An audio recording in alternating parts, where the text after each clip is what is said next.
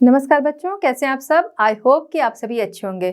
मैं Sangeeta from learn hub, the free learning platform, जहां आप पढ़ सकते हैं math science SST absolutely free at learnhub.com।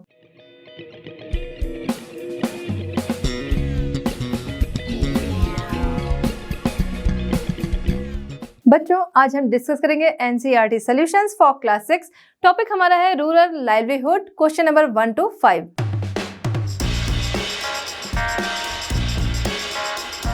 चलिए बच्चों, स्टार्ट करते हैं हमारा आज का चैप्टर। क्वेश्चन नंबर 1 है, you have probably notice that people in Kalpattu are engaged in a variety of non farm work, list 5 of this. देखिए, कोई भी गांव जो होता है वहां पर हम देखते हैं कि मैक्सिमम लोग जो होते हैं वो खेती में लगे होते हैं। बट आपको यहाँ पर यह बताना है, कलपट्टू के बारे में आपने पढ़ा कि वहाँ के लोग जो थे वो क्या क्या करते थे। आपको बताना है कि फार्मिंग के अलावा वहाँ पर और कौन कौन से काम करने वाले लोग रहते थे, या वहाँ के लोग और कौन कौन से काम करते थे।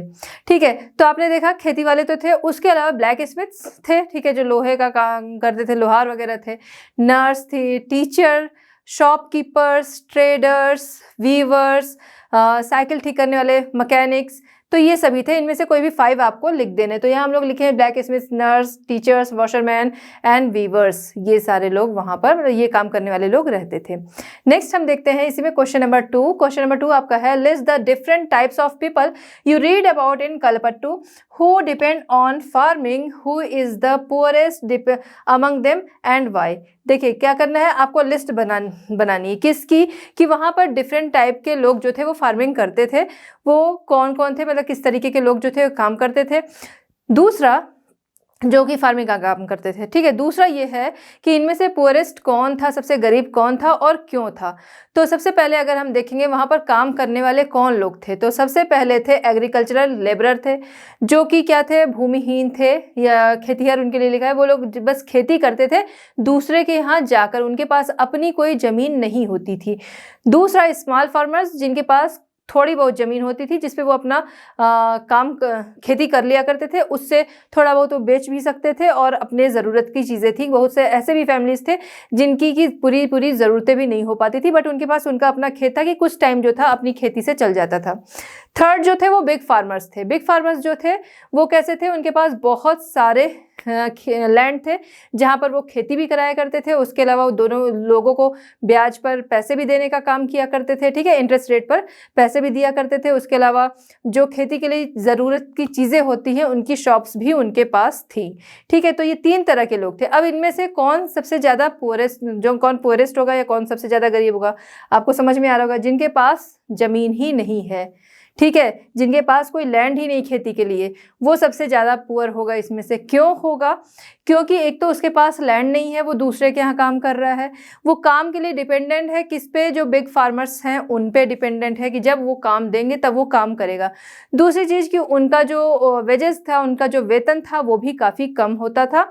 तीसरी चीज़ ये कि थर्ड थिंग्स कि जो काम होता था वो हर समय नहीं मिलता था। देखिए, खेती है, ठीक है, फार्मिंग है, उसका एक सीज़न होता है, ठीक है, कि इस टाइम से इस टाइम तक इस चीज़ का सीज़न है तो बस उसकी खेती हुई। फिर 2-4 महीने 6 महीने जो होते हैं वो क्या होते हैं, खाली जाते। तो उस टाइम में वो पर्सन जो है वो खाली है, कहीं पे काम ढूंढ रहा है, मिल रहा है नहीं, ढूंढ रहा है, कई बार नहीं भी मिल रहा है काम, तो वो क्या है, वो खाली रह जाता है। तो उसकी ज़रूरतें जो हैं वो पूरी भी नहीं हो पाती और उसको कर्ज लेने पड़ते हैं। ठीक है, तो agricultural labour, small farmer and big farmers. फिर आगे हमने देख लिया, the poorest among them are the landless agricultural laborers because they have to depend on landlords for agriculture work. Wages are low and work is available only for a few months of the year.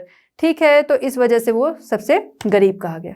चलिए बच्चों, देखते हैं question number 3। Question number 3 हमारा है, imagine you are a member of a fishing family and you are discussing whether to take a loan from the bank for an engine, what would you say. ठीक है, question है कि आपको imagine करना है कि आप एक फिशिंग फैमिली से हैं और आपको एक इंजन लेना है, जिसके इंजन के लिए बैंक से लोन लेना है। आप इस बारे में क्या कहेंगे।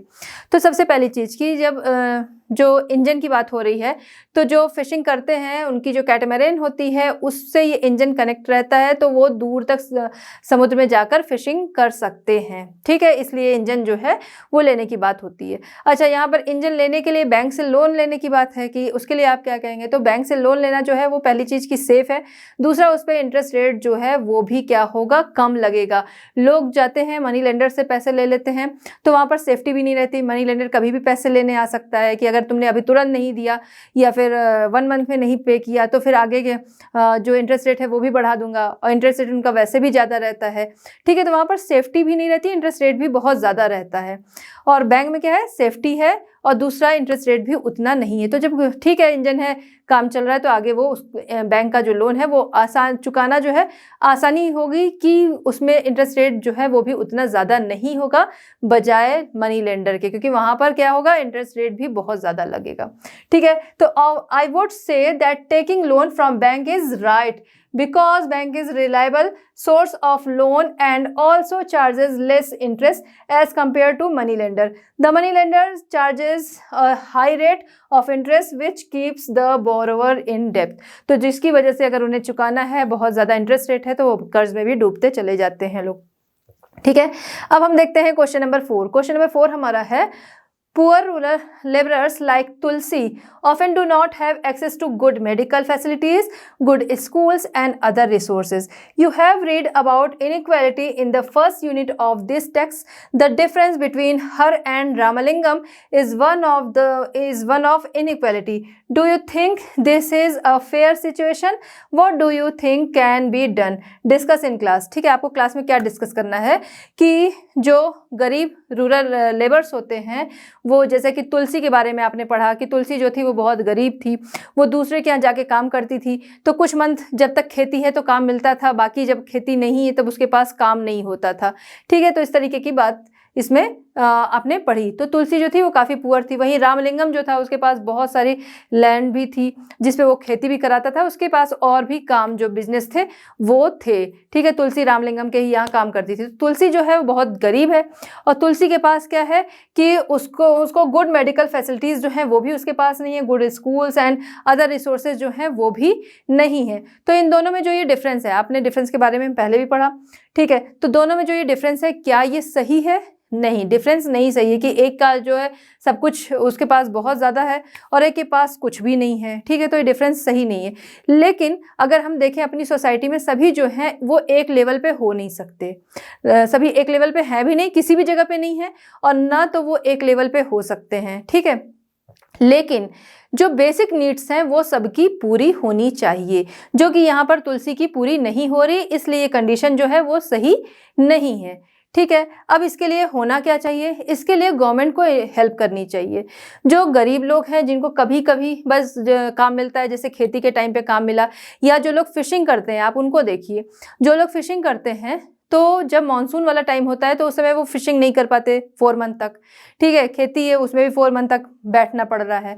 और भी बहुत सारे ऐसे बिजनेस होते हैं कि जहाँ पर क्या है कि जो चीज़ का सीज़न है उस समय बिक रही हैं चीज़ें, उसके बाद नहीं बिक रही हैं, तो वो सारे लोग क्या है उस टाइम में खाली बैठ जाते हैं कि उनके पास कोई एम्प्लॉयमेंट जो है नहीं होता, ढूंढ रहे हैं, मिल रहा है ठीक है, नहीं मिल रहा है तो वो खाली रह जाते हैं। तो ऐसे में गवर्नमेंट को ये करना चाहिए कि इनके लिए एम्प्लॉयमेंट जो है वो अवेलेबल कराना चाहिए। जैसे कि आपने मनरेगा के बारे में भी सुना होगा कि जब खेती नहीं रहती तो मनरेगा जो है उसमें लोग आके काम करते हैं, 100 दिन का लोगों को मिलता है रोजगार। ठीक है, तो यहाँ पर गवर्नमेंट को इस तरह से सपोर्ट करना चाहिए। दूसरी बात, कम इंटरेस्ट रेट पर इन्हें लोन देना चाहिए जिससे ये अपना कुछ छोटा मोटा बिजनेस जो है वो शुरू कर सकें। और ऐसे लोगों को अपना कॉटेज जो कुटीर उद्योग होता है, कॉटेज इंडस्ट्रीज जो होता है वो शुरू करना चाहिए। ठीक है, उसके लिए लोगों के द्वारा इनकरेज किया जाना चाहिए, गवर्नमेंट के द्वारा इनकरेज करना चाहिए और ये लोग खुद भी ये चीज़ें जो हैं वो शुरू करें जिससे कि इनका लाइवलीहुड जो है वो सही से चल सके। ठीक है, तो आपको समझ में आ रहा होगा कि डिफरेंस जो है वो सही नहीं है। करना क्या चाहिए? गवर्नमेंट को इनकी हेल्प करना चाहिए, गवर्नमेंट लेवल पर इनकी हेल्प होनी चाहिए कि इनको जो है कुछ अमाउंट जो है वो काम नया शुरू करने के लिए होना चाहिए।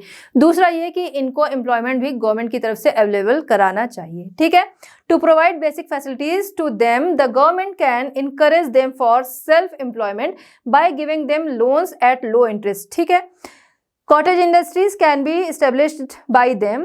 In the months when there is no work, alternative employment can be made available by the government around the village itself.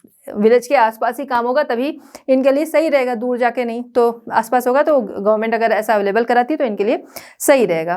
तो आई होप कि ये दोनों आंसर जो है वो आपको समझ में आ गए होंगे। चलिए बच्चों देखते हैं क्वेश्चन नंबर 5। क्वेश्चन नंबर 5 हमारा है, what do you think the government can do to help farmers like Shekhar when they get into debt discuss। Question क्या कह रहा है कि आप क्या सोचते हो कि गवर्नमेंट जो है वो गवर्नमेंट को जो शेखर जैसे फार्मर्स हैं इनकी हेल्प किस तरह से करनी चाहिए। ठीक है, आपको डिस्कस करना है ये कि शेखर जैसे जो कहीं पर शेखर लिखा है, कहीं शेखर लिखा है नाम, ठीक है, और कहीं पर शेखर लिखा है।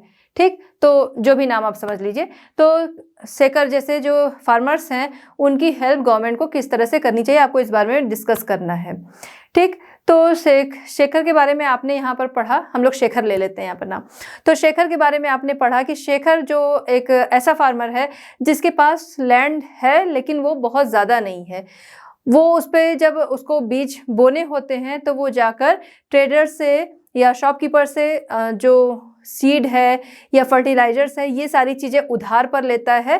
ठीक है, और उसके बदले में क्या करना पड़ता है, जब फसल रेडी हो जाती है तब उसे प्रॉमिस करना होता है कि उसकी क्रॉप जो है वो उसी शॉपकीपर को ही बेचेगा। ठीक है, तो ऐसे में क्या होता है, एक तो बहुत ज़्यादा लैंड नहीं है, तो उसके बाद जो चीज़ें बेचनी है, जो क्रॉप बेचनी है वो इन शॉपकीपर के पास बेचने की वजह से क्या होता है, बहुत ज़्यादा पैसे जो है वो मतलब अगर उसी को मार्केट में बेचेगा वो पर्सन तो हो सकता है उसका उसे ज़्यादा रेट मिले, लेकिन इन शॉपकीपर्स को बेचने की वजह से उसे रेट उतना ज़्यादा नहीं मिल पाता है, और जिसकी वजह से उसका कर्ज कह सकते हैं, क्योंकि एक टाइम होता है कि उसका जो उसके पास उसके ज़रूरत के लिए अनाज है वो ख़त्म भी हो सकता है, या उसका जो प्रॉफिट होना था वो उसे नहीं हो पाता है।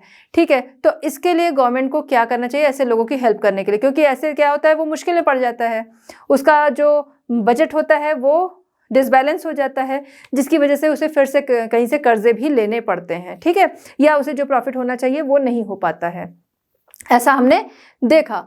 तो ऐसे में गवर्नमेंट को क्या करना चाहिए, तो सबसे पहली चीज़ कि जो बीज बोने के लिए ये लोग क्या करते हैं, जो शॉपकीपर है उनसे लेते हैं सीड या फर्टिलाइजर्स, ये सारी चीज़ें गवर्नमेंट को इन्हें अवेलेबल कराना चाहिए काफ़ी कम रेट पर। दूसरा, इन्हें जो लोन लेना है वो बहुत कम रेट पर गवर्नमेंट की तरफ से अगर इन्हें अवेलेबल कराया जाता है तो फिर क्या होता है कि लोन चुकाने में इन्हें आसानी होती है। जो अगर ये मनी लेंडर से लेते हैं वहाँ पर ज़्यादा लोन जो इंटरेस्ट रेट के साथ देना पड़ता है, तो नहीं दे पाए तो डेप्थ में जाते जाते हैं, तो यहाँ पर क्या है लोन चुकाना भी इजी हो जाता है। तीसरा क्या है कि गवर्नमेंट की तरफ से इनको मिनिमम सपोर्ट प्राइस जो है वो क्रॉप के लिए मिलना चाहिए। Minimum support price minimum support price मतलब कि जब इनकी क्रॉप रेडी हो जाती है और ये मार्केट में लेकर जाते हैं तो हो सकता है इनकी जो क्रॉप है वो अच्छे रेट में भी जाए, हो सकता है कम रेट में भी जाए, लेकिन अगर गवर्नमेंट की तरफ से इनको मिनिमम सपोर्ट प्राइस जो एक प्राइस होता है फिक्स हो जाता है। ठीक है, कि जैसे मान लीजिए कि चना है, ठीक है, ग्राम है, उसके लिए फिक्स कर दिया कि ये 80 रुपीज़ kg जो है वो गवर्नमेंट की तरफ से लिया जाएगा। हो सकता है किसी को ये किसी से इनको 90 रुपीज़ भी मिल जाए, हो सकता है किसी से 70 रुपीज़ भी मिले, बट गवर्नमेंट की तरफ से उनको पता है कि ये एक फिक्स रेट है कि इतना तो मिलेगा ही, तो जो इधर कम वाला है 70 वाला है उसके पास जाने से ये बच जाएगा।